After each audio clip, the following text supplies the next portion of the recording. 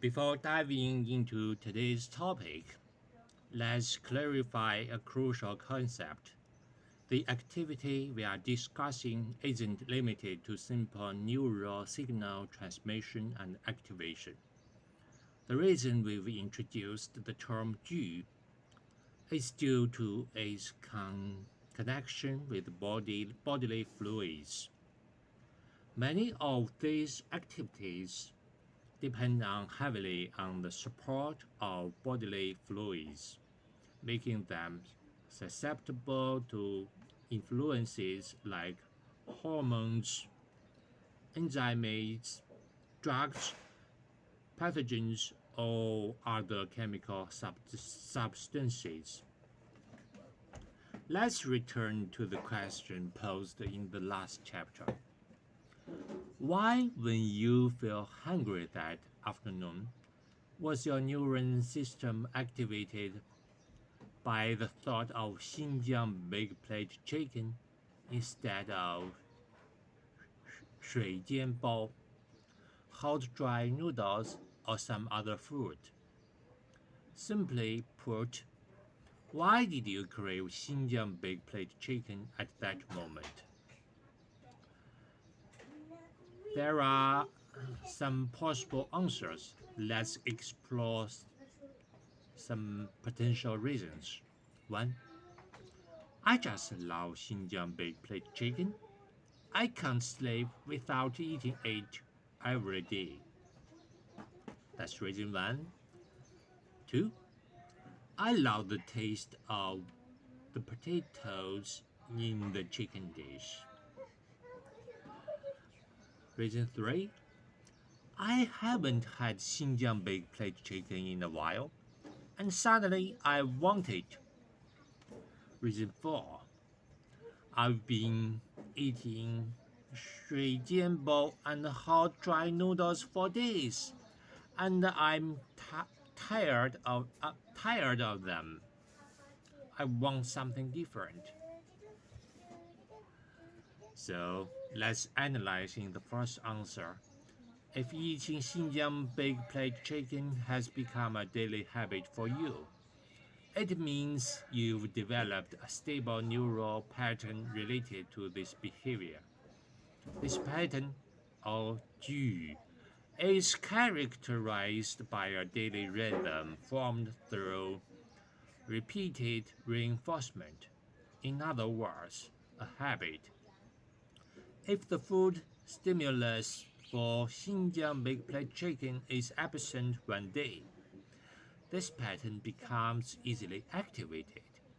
Once triggered, it can quickly lead to other related patterns being activated, making you think of the delicious taste, triggering your salivary glands to secrete saliva, and further activating other patterns related to seeking, planning, and taking actions to get that food.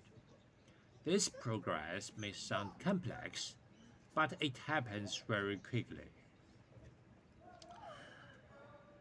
Imagine that when a Jew is activated, it releases electrochemical signals, much like the sound pronounced when a bubble is popped.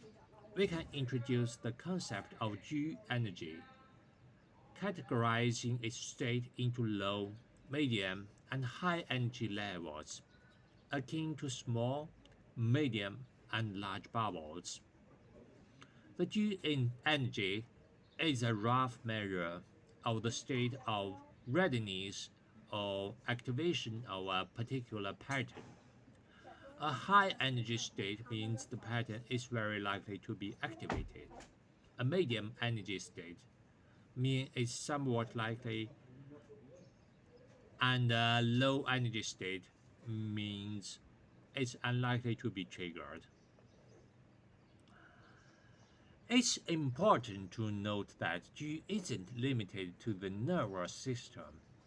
It can extend to other bodily systems like the endocrine, circulatory, muscular, and immune systems. Think of the depolarization of the action potential as similar to the activation of a high energy G, where the bubble bursts, releasing energy. The progress of repolarization, on the other hand, is like the accumulation of G energy, where the bubble grows. Other feedback mechanisms that regulate G energy might not be as straightforward as action potentials, but the basic concept remains. Let's consider the second answer. I like the taste of potatoes in the chicken dish. This preference stems from a vivid past experience of enjoying the dish, forming a stable sensory cue over time. This cue accumulates energy, and when it reaches a certain threshold, it activates, making you think of Xinjiang baked plate chicken and salivate. The third answer can be explained similarly. The mention of G energy accumulation here is crucial, and we'll discuss it further in future chapters. As for the fourth answer, being tired of jianbao and hot dry noodles, this concept of being tired deserves some elaboration. The common explanation is that prolonged consumption of a particular food leads to a saturation of its components in the body, resulting in a sense of being tired of it. From the perspective of G theory, let's take Shui Jianbao as an example. If you love eating Shui Jianbao but haven't had it in a while, a related sensory G might spontaneously or conditionally activate, triggering a craving. When you finally eat Shui Jianbao, all the associated patterns get activated.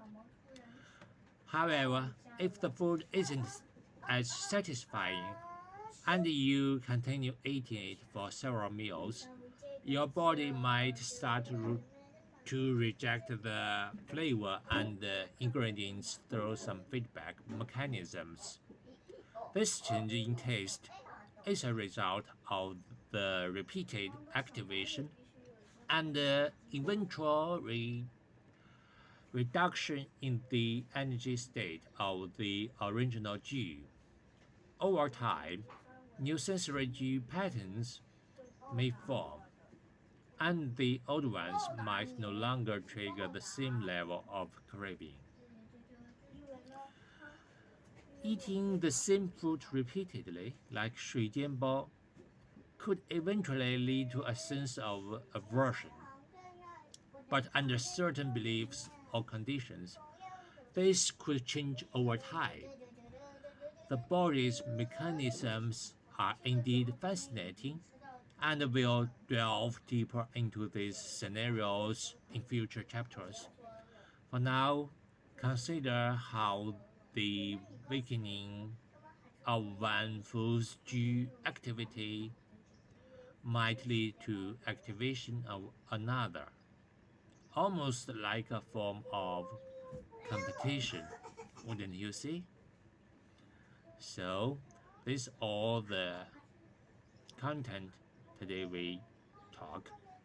See you next time. Bye bye.